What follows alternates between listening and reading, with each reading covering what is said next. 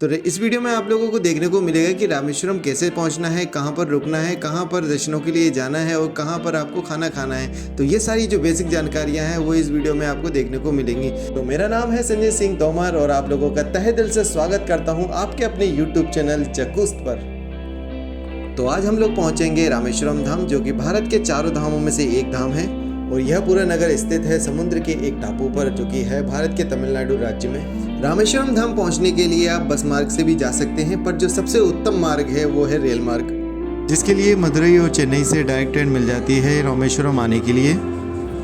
तो आप लोगों के मन में ये सवाल जरूर उठा होगा कि भाई रेलवे मार्ग को उत्तम मार्ग क्यों बता रहे हैं? क्योंकि रेलवे मार्ग से जाते हुए रास्ते में आपको मिलता है पम्बन ब्रिज, जो कि 1911 में पहला ब्रिज था जो कि समुद्र के ऊपर बनाया गया था और यहाँ से जो व्यू मिलते हैं वो बिल्कुल ही अल्टीमेट होते हैं। हालांकि बस मार्ग से जाने पर भी आपको समुद्र के ऊपर से ही होते हुए जाना होता है, पर सड़क मार्ग का जो पुल बना हुआ है वो समुद्र के पानी की सतह से काफी ज्यादा ऊपर बना हुआ है। इस वजह से समुद्र के जो दर्शन है वो इतनी अच्छे से नहीं हो पाते हैं जो रेलवे मार्ग के द्वारा होते हैं। पर रेलवे मार्ग के पम्बन ब्रिज से जब भी आप जाएं तो थोड़ी सी सावधानियों का भी ध्यान रखें, क्योंकि यह ओपन ब्रिज है। इस तरह से सुंदर व्यू और सनराइज को देखते हुए आप लोग पहुंच जाओगे रामेश्वरम के रेलवे स्टेशन पर। तो अभी हम चुके हैं रामेश्वरम, समुद्र को पार करते हुए। बहुत एक्साइटमेंट है। ये पूरा रेलवे स्टेशन है। तो चलते हैं फिर रामेश्वर मंदिर और दिखाता हूँ मैं आपको कि क्या क्या है यहाँ पर। ये चार धामों में से एक धाम है रामेश्वरम, जैसा कि आप लोगों को पता ही होगा। रामेश्वरम दर्शन के लिए आप सिर्फ एक दिन का ही प्लान कर रहे हैं और यहाँ पर होटल्स में नहीं रुकना चाहते हैं, तो आप रेलवे स्टेशन पर बने हुए क्लॉक रूम में अपना सामान जमा करवा सकते हैं और यहाँ के प्रतीक्षालय में आप रुककर विश्राम कर सकते हैं। यहाँ पर आपकी दैनिक क्रियाओं के लिए शौचालय और स्नान घर बने हुए, तो यहाँ पर आप स्नान करने के बाद में मंदिर के लिए निकल सकते हैं। तो रामेश्वरम रेलवे स्टेशन के बाहर से ही आपको कई सारे ऑटोज और छोटी गाड़ियाँ भी मिल जाती हैं, जो कि आपको यहाँ के दर्शनीय स्थल और टूरिस्ट अट्रैक्शन के लिए ले जाएंगी। तो रामेश्वरम रेलवे स्टेशन से मात्र 1.5 से 2 किलोमीटर की दूरी पर बना हुआ है रामेश्वरम ज्योतिर्लिंग मंदिर। पर रामेश्वरम ज्योतिर्लिंग के दर्शन करने से पहले अगर हम स्नान करते हैं 22 तीर्थम में, तो उसका महत्व और अधिक हो जाता है। और ये जो 22 तीर्थम है वो मंदिर परिसर के अंदर बने हुए हैं और एक तीर्थम बना हुआ है मंदिर से करीबन 500 मीटर की दूरी पर, जिसे अग्नि तीर्थम बोला जाता है। तो सबसे पहले हम पहुँच जाते हैं अग्नि तीर्थम। तो ये है अग्नि तीर्थम और यहाँ की जो स्पेशल बात है वो ये है कि यहाँ की जो समुद्र की लहरें हैं वो काफ़ी शांत हैं और बीचों की अपेक्षा। उसका रीज़न ये है कि जब श्री राम आए थे रावण का वध करके, तो उन्होंने यहाँ पर स्नान किया था और उनके स्नान के स्पर्श की वजह से ये जो समुद्र है वो शांत हो गया था यहाँ पर। और यहाँ पर स्नान करने के बाद में फिर जाया जाता है ज्योतिर्लिंग के दर्शन करने के लिए। मैंने सुबह कर लिया था, जल्दी में था इसलिए वीडियो बना नहीं पाया था। अभी वीडियो मैंने यहाँ पर स्नान करने के बाद में अब हम लोगों को जाना होगा रामेश्वरम मंदिर परिसर के अंदर। तो यहाँ पर जाने से पहले आपको मिलेगा एक लंबा सा गलियारा, जो कि विश्व प्रसिद्ध है और ये विश्व का सबसे लंबा गलियारा है। इन खूबसूरत गलियारे की सुंदरता और इन खंभों पर उभरी गई नक्काशियों को देखते हुए हम लोग पहुँच जाएंगे यहाँ पर स्थित 22 तीर्थम। इस प्रकार के यहाँ पर 22 कुंड और कुएं बने हुए हैं। ऐसा बताया जाता है कि इनके कुएं को पानी से अगर स्नान किया जाता है तो मानव के सभी कष्ट दूर हो जाते हैं और मानव को एक निरोगी काया प्राप्त हो जाती है। यहाँ पर आने से पहले आपको 25 रुपए की पर्ची कटवानी होती है और इन सभी कुंडों पर 2 से 3 आदमी रहते हैं, जो कि पानी बाल्टी से खींचकर आपके ऊपर पानी डालते हैं, तो आप अच्छे से स्नान कर सकते हैं। अभी 1 बज चुका है और यहाँ पर स्नान बंद हो चुके हैं, इसी वजह से यहाँ पर आपको कोई भी स्नान करते हुए नहीं दिखाई दे रहे हैं। इन कुंडों के निर्माण की जो कथा है वो मैं पिछले वीडियो में आपको बता चुका हूँ। इन तीर्थों का स्नान करने के बाद में अब हम लोग जाएंगे रामेश्वरम मंदिर ज्योतिर्लिंग के दर्शन करने के लिए। तो ये जो पूरा मंदिर बनाया है वो पत्थरों से बनाया गया है और इसमें किसी भी तरह का कोई पेंट का यूज नहीं किया गया है, इस वजह से ये थोड़ा सा काला काला दिखाई दे रहा है। तो आइए अब हम लोग मिलकर करते हैं बाबा रामेश्वरम ज्योतिर्लिंग के दर्शन। नीचे विराजित हैं हमारे नंदी बाबा जी और उन्हीं के सामने विराजित हैं गर्भ गुफा में बाबा रामेश्वरम महादेव जी। बाबा के दर्शन करने के बाद में पास ही में बना हुआ है माँ पार्वती जी का मंदिर, जिसे अम्बाल मंदिर के नाम से भी जाना जाता है और यहाँ पर भी उतनी ही भीड़ होती है जितनी कि बाबा रामेश्वरम के दर्शन के लिए होती है। मंदिर परिसर में और भी देवी देवता हैं, उनके दर्शन करने के बाद में आप बाहर आ जाइए। मंदिर परिसर के बाहर आते ही आपको शेयर टैक्सी और बसेस मिल जाती हैं, जिनकी मदद से आप यहाँ के 3 टूरिस्ट अट्रैक्शन पर जा सकते हैं, जिसमें पहला है हमारा भीमेश्वर मंदिर, जिसे कोतंडा रामाराव मंदिर के नाम से भी जाना जाता है। यह वह प्राचीन मंदिर है जहाँ पर श्री राम ने विभीषण का राज्याभिषेक किया था।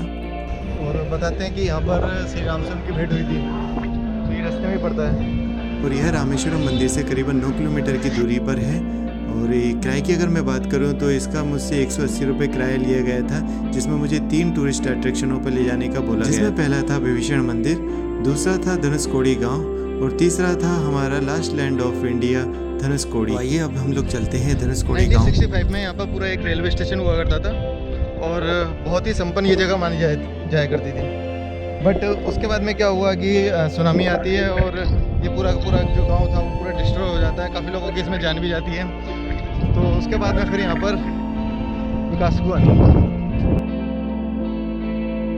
यह गांव काफ़ी समृद्ध था और इसमें रेलवे स्टेशन और बंदरगाह था, जिसमें विदेशों में आयात और निर्यात किया जाता था। पर सुनामी आने से ये पूरा का पूरा गांव समुद्र में समा गया था। रेलवे स्टेशन के कुछ पत्थरों के बने हुए स्ट्रक्चर अभी भी मौजूद हैं यहाँ पर। अब यहाँ की गवर्नमेंट यहाँ पर किसी को बसने नहीं देती है और 6 बजे के बाद में इस पूरे गांव को खाली करवा लिया जाता है। इसी गांव में मुझे एक शिवजी का मंदिर दिखाई दिया, जिसमें मुझे दिखाई दिया राम सेतु का पत्थर, जिसे राम सेतु बनाने में इस्तेमाल किया गया था। तो ये है वो पत्थर जो पानी में तैरता है, इसे डुबाओ फिर ऊपर आ जाएगा। तो इसी से जो सेतु बनाया गया था पत्थर से। तो धनुषकोडी की हिस्ट्री को जानने के बाद में अब यहाँ से करीबन 1 किलोमीटर की दूरी पर बना हुआ है भारत की धरती का अभी आ चुके हैं लास्ट जिसे धनुषकोडी बॉर्डर के है नाम भारत से भी की, जाना जाता है। और यहाँ से जो श्रीलंका है वो करीबन 32-33 किलोमीटर है। ये है अशोक स्तंभ। बेसिकली इस पॉइंट पर 2 समुद्रों का मेल होता है, एक बंगाल की खाड़ी और दूसरा हिंद महासागर, दोनों का यहाँ पर मेल होता है। दोनों का पानी अलग अलग दिखाई देता है। और यहाँ से करीबन 35 किलोमीटर की दूरी पर श्रीलंका बसा हुआ है, जिसको यहाँ पर बैठे हुए कुछ शख्स दूरबीन की सहायता से दिखा रहे थे, जो कि 20 रुपए ले रहे थे। सामने वाला पानी राइट साइड हिंद महासागर, लेफ्ट साइड बया बंगाल। कन्याकुमारी में 3 पानी मिल रहा है ना, धनुषकोडी में 2 पानी मिल रहे। फिर ऊपर नीचे गार्डन मट्टी दिखा ना, मट्टी दिख रही है। हाँ, मट्टी राम भगवान के पूजा करता है। छाती में राम से का बिल्कुल 20 मीटर पानी के अंदर है। नासा में दिखा, दूरबीन में जगह पड़ रहे। फिर पानी फिर लास्ट नदी के ऊपर धुंधला टॉप पे एक बिल्डर टावर दिखा ना। तुम्हारी भाषा नहीं समझ में आती। तो इतना सब घूमने और दर्शन करने में शाम हो चुकी थी और बहुत ही प्यारा सनसेट हमें दिखने लगा था। तो अब यहाँ से आप वापस से पहुँच जाइए रामेश्वरम के लिए। तो रामेश्वरम का हमारा 1 दिन का टूर लगभग समाप्त हो चुका है। हमने जो महत्वपूर्ण जगहें थी वहाँ पर विजिट कर लिया है। आप चाहें तो अपनी यात्रा को यहाँ पर समाप्त कर सकते हैं, पर अगर आप चाहते हैं कि 1 दिन और यहाँ पर स्टे करें तो यहाँ पर आपको कई सारी लॉजेस वगैरह मिल जाती हैं और धर्मशालाएं भी मिल जाएंगी। मैं जिस धर्मशाला में रुका हूँ उसका किराया 700 रुपये है।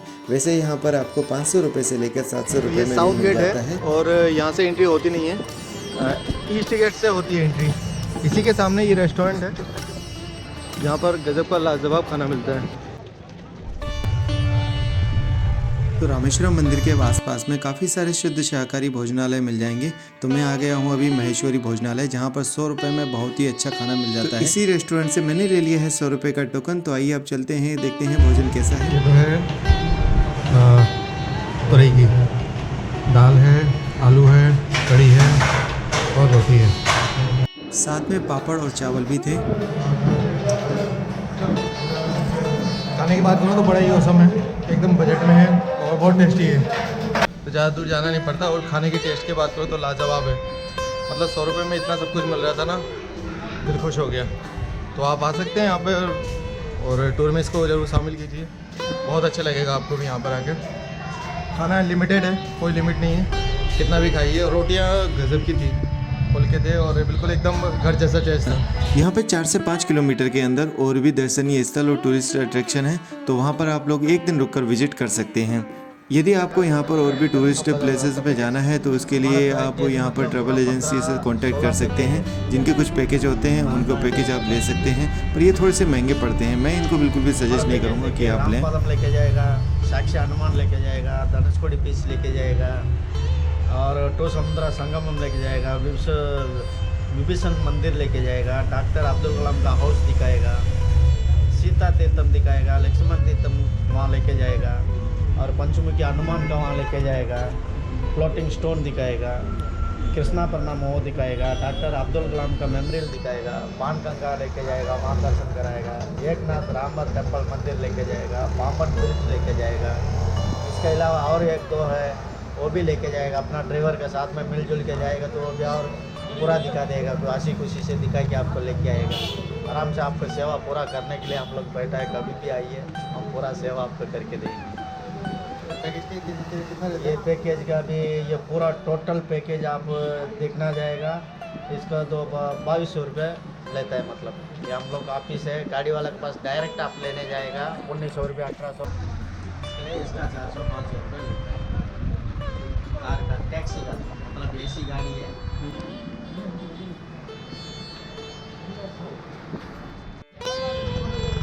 अगर आपने एक दिन का स्टे कर लिया है तो सुबह होते ही आ जाइए पंचमुखी हनुमान मंदिर। तो यहाँ पर स्थापित है हनुमान जी महाराज की 5 मुखों वाली मूर्ति।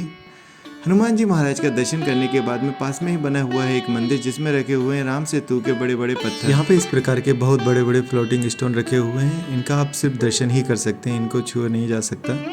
साथ ही में यहाँ पर एक पंडित जी थे तो वो पूरी की पूरी इसकी कथा बता रहे थे कि किस तरह से राम सेतु का निर्माण हुआ था। ये पंचमुखी मंदिर के सामने ही एक मंदिर बना हुआ है, नटवर राज करके नाम है इसका। और इस टाइम पे इतनी ज़्यादा गर्मी हो रही है यहाँ पे, पसीने के मारे एकदम टूट रहा है। नेक्स्ट हमारा है राम सीता मंदिर। तो यहाँ पर भी आ सकते हैं, यहाँ दर्शन कर सकते हैं। यहीं पे पास में बना हुआ है एक बड़ा सा तालाब, तो यहाँ पर रुककर थोड़ा सा विश्राम कर सकते हैं। यहाँ पर अच्छा माहौल है और तालाब बहुत बड़ा है। बीच में एक पता नहीं काय का मंडप था जो मुझे भी पता नहीं था। एक तो यहाँ पर लैंग्वेज की बहुत दिक्कत आती है क्योंकि किसी से भी कुछ पूछो तो वो अपनी ही भाषा में बताते हैं, समझ में नहीं आता। हम लोग चलते हैं कलाम जी के घर पर। यहाँ पर सरकार ने इनका नया घर बना दिया है। पहले ये छोटा सा घर हुआ करता था, फिर उसको गिराकर ये नया बिल्डिंग खड़ी कर दी है। इन्हीं गली में घूमा करते होंगे अब्दुल कलाम जी, जहाँ बचपन उनका बीता हुआ।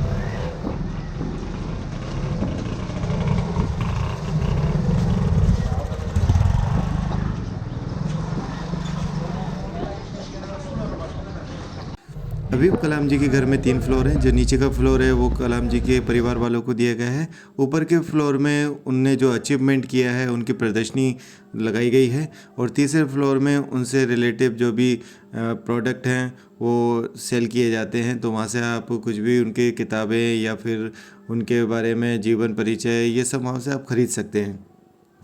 तो यहाँ पर हमारी ख़त्म होती है रामेश्वरम की ट्रिप, और अब मैं सीधे ग्वालियर ही जाऊँगा क्योंकि काफ़ी टाइम हो गया है मुझे घर से निकले हुए। घर की याद भी आ रही है, 14-15 दिन हो चुके हैं मुझे घर से निकले हुए। तो अभी साउथ की ट्रिप को यहीं पे समाप्त करते हैं। ये है रामेश्वरम और चलते हैं अब घर। यहाँ से मुझे एक्चुअली डायरेक्ट ट्रेन नहीं मिलेगी, रामेश्वरम से मिलेगी। नाम याद नहीं आ रहा, अभी आएगा भी नहीं हो। वहाँ के लिए ट्रेन मिलेगी, फिर वहाँ से सीधे ग्वालियर के लिए। लोगों से विनम्र निवेदन है कि अगर आपको वीडियो अच्छी लगी है तो प्लीज़ वीडियो को लाइक कीजिए और चैनल को सब्सक्राइब जरूर कीजिए। Thank you so much for watching.